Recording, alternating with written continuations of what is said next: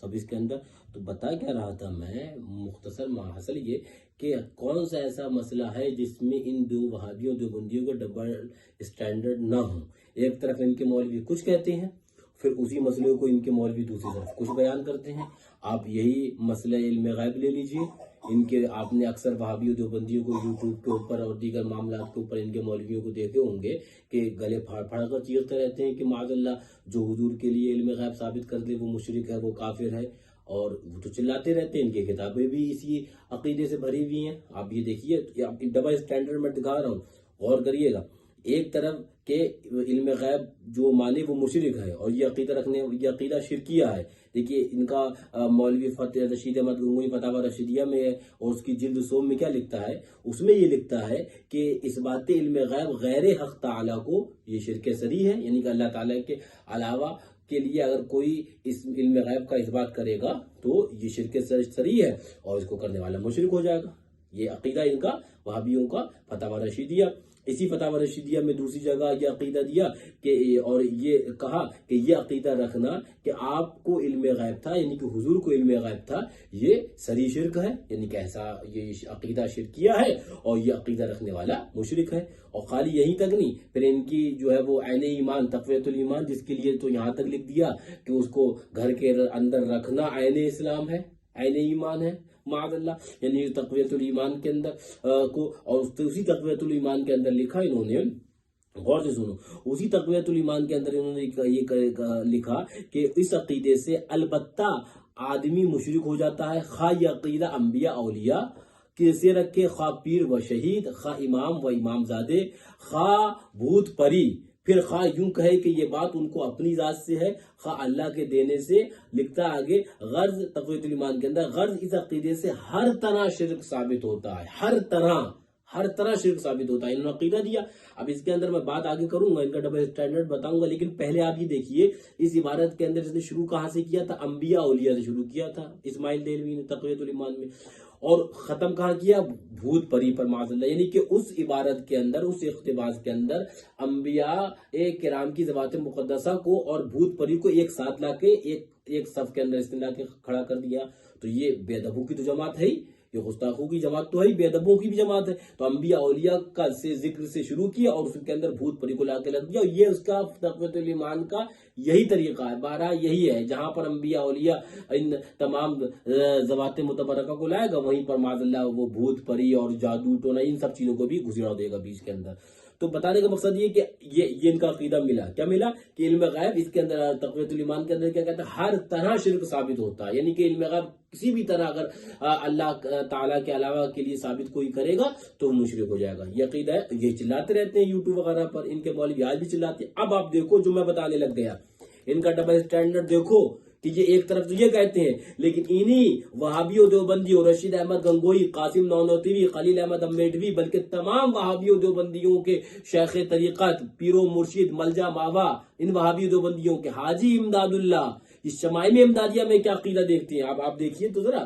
شمائم امدادیہ میں عقیدہ لکھ کر دیتے ہیں، یہ لکھتے ہیں شمائم امدادیہ میں. لیجیے میں اصلی عبارت آپ کو پڑھ کے سنا رہا ہوں. اس کے اندر یہ ان کے اچھا، یہ شمائم امدادیہ جو اس کا اردو ترجمہ ہے، اس کو اوپر تصدیق کس کی ہے؟ مصدقہ گنگوہی، یعنی کہ یہ اشرف علی تھانوی کی اس کے اوپر تصدیق موجود ہے. اب آپ شمائم امدادیہ کا یہ اقتباس دیکھیے. شمائم امدادیہ میں یہ کہتے ہیں، صفحہ نمبر 115 ہے شمائم امدادیہ. کون مصنف؟ حاجی امداد اللہ. ان وہابیوں دیوبندیوں ان کے سب کے مرشد رشید احمد گنگوئی، خلیل احمد امیٹوی، قاسم نانوتوی اور اشرف علی تھانوی سب کے مرشد، اور بلکہ سارے وہابیوں دیوبندیوں کے پیر و مرشد ملجا ماوا.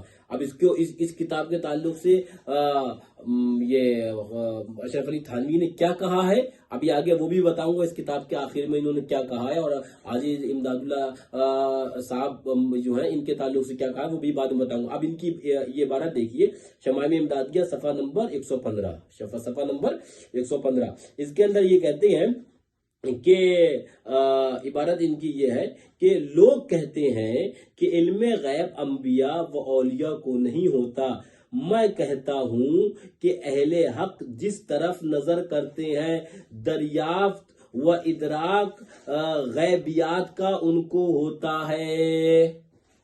لگائیے فتویٰ حاجی امداد اللہ صاحب کو اوپر، کہیے انہیں مشرک، کہیے انہیں کافر مرتد. اب آگے دیکھیے، یہیں تک نہیں رکتے ہیں کیا، پھر سے آپ عبارت دیکھیے انہوں نے کیا لکھا کہ عبارت یہ فرمایا، لوگ کہتے ہیں کہ علم غیب انبیاء و اولیاء کو نہیں ہوتا.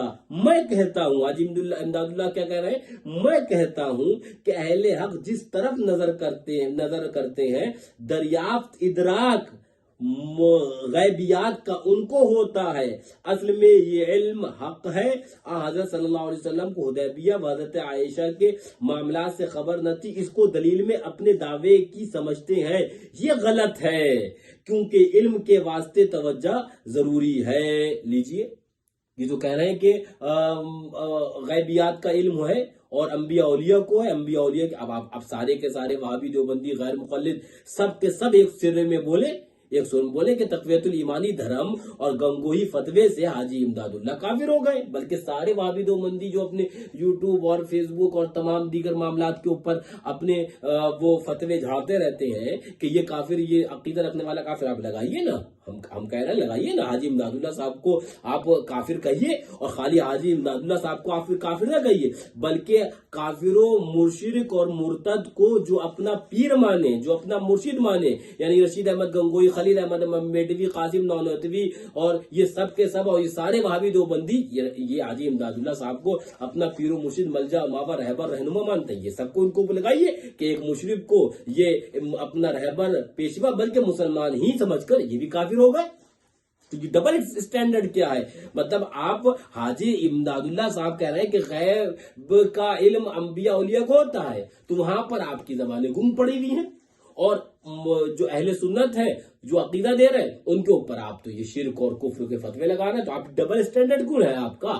حاجی امداد اللہ صاحب یہ شمائم امدادیہ ہے نا، میں نے کیا کہا تھا، ہاں وہ بات ذہن سے نکل جائے گی کہ اس کے اوپر اشرف علی تھانوی کی کیا تھا، وہ کیا کہنا ہے وہ بھی دیکھ لیجئے.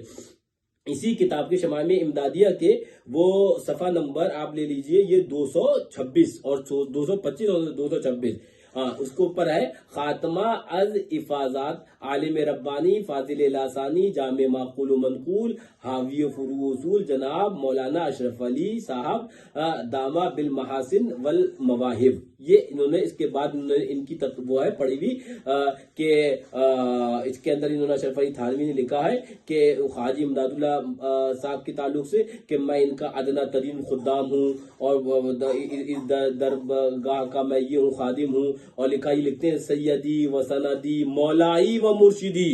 حاجی امداد اللہ صاحب کو اشرف علی تھانوی صاحب کیا لکھ رہے ہیں، سیدی سندی مولائی مرشدی.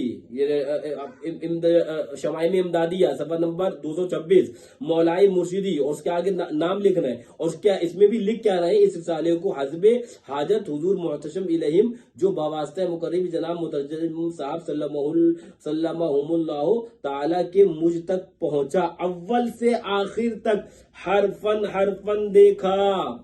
یعنی کہ اشرف علی تھانوی کہہ رہے ہیں کہ میں نے اس رسالے کو حرفن دیکھا، اور حاجی امداد اللہ صاحب کے تعلق سے کیا کہہ رہے ہیں، یعنی شمائم امدادیہ کو تو حرفن دیکھا، اول آخر تک دیکھا، اور حاجی امداد اللہ صاحب سیدی سندی مولائی مرشدی. اور حاجی امداد اللہ صاحب اسی رسالے میں کیا کہہ رہے ہیں، وہ میں نے آپ کو پڑھ کے سنایا، پھر سے سنیے. وہ کہہ رہے ہیں کہ لوگ کہتے ہیں کہ علم غیب انبیاء اولیاء کو نہیں ہوتا، میں کہتا ہوں کہ اہل حق جس طرف نظر کرتے ہیں دریافت و ادراک غیبیات کا ان کو ہوتا ہے. اب لگائیے آج اب آپ حاجی امداد اللہ صاحب مکی کے اوپر شرک کا فتویٰ کہ وہ مشرک ہو گئے، اور ان کو امام مان کر، یہ سب وہابی دیوبندی یہ ان کے سب مولوی مشرک ہو گئے، اور ان مولویوں کو اپنا امام اور پیشوا مان کر سارے کے سارے وہابی دیوبندی غیر مقلد سب مشرک ہو گئے. تو لگائیے ذرا گھر کی بھی خامہ تلاشی لیجئے، گھر کی بھی خبر لیجئے. تو یہ ان کا فراڈ اور یہ ان کا دھوکہ ہے. میں خالی اس میں نہیں، میں تو اکثر اپنی تقاریر کے اندر یہ کہتا ہوں کہ اسی میں نہیں کہ جو نظر و نیاز فاتحہ کے شیرینی بانٹنے پر جو فتوے لگاتے ہیں، وہ جاتے ہیں جب عمرے کے اوپر تو وہاں سے لا کر زمزم شریف بانٹتے ہیں. تو زمزم شریف کیا تبرک ہے نا، ये भी तो अल्लाह के एक नेक नेक बंदे के की निस्बत से तबरुक है। तो जो नजरो नियाज और दीगर मामलात के ऊपर ये खाना, बिरयानी खाना, तो फिर हलवा, तो फिरीनी, तो शीरीनी, इसके ऊपर फतवे लगाते हैं नाजायज और हराम के, वही हमने देखा कि जमजम शरीफ बांटते हुए फिरते हैं। Double standard. वही जो औलिया अल्लाह के मज़ारात को चूमने को न जाने क्या क्या कहते हैं, और वही वो जाते हैं खाना काबा, तो एक पत्थर, संगे अजवद पत्थर है, उसको चूमते फिरते नजर आते हैं। तो ये डबल स्टैंडर्ड इनका खाली इसमें नहीं, हर चीज के अंदर है। ये इसके अंदर है, इल्म गैब के नहीं। इनके ये तो मैंने अभी एक बताया है, अभी इंशाल्लाह कभी वक्त होगा मैं बताऊंगा कि इनके कौन कौन जो है वो भी उलमा मुस्तनद, जिनको अहले सुन्नत भी मानते हैं, वहाबी देवबंदी भी जिनको मानते हैं, उन्होंने क्या अकीदा दिया इल्म गैब के ताल्लुक से। तो हर मसले के अंदर इनका डबल स्टैंडर्ड है। अब इस मसले के अंदर हाजी इमदादुल्लाह कह रहे हैं कि ये अंबिया औलिया को जो है वो इल्म गैब है, और मैंने अभी आपको तक़वियतुल ईमानी धर्म बताया, उसमें क्या कहा, हर तरह शिरक साबित होता है इस अकीदे से। और फतवा रशीदिया के अंदर रशीद अहमद गंगोई का फतवा सुनाया कि इस बात इल्म गैब गैर हक ताला को शिरक सरी है। और मैंने एक और फतवा सुनाया कि जो ये अकीदा रखे कि हुजूर को इल्म गैब था, वो ये अकीदा ये सरी शिरक है। तो आप लगाइए हाजी इमदादुल्लाह साहब, लेकिन नहीं लगाएंगे, मर जाएंगे, है ना, मर गए, नहीं लगाएंगे। तो ये इनका डबल स्टैंडर्ड है, दीन से इनका कोई ताल्लुक नहीं है। ये अहले सुन्नत के दरमियान इंतशारों और इफ्तिराक फैलाने के लिए ये यहूदियों की जानिब से एक साजिश मुनज़्ज़म तौर पर करी गई है, और वो इन सब साजिशों के ये हिस्सा है, ये उसी के चट्टा भट्टा है। अल्लाह ताला इनके शर से हमें और आपको महफूज फरमाए। आप समझ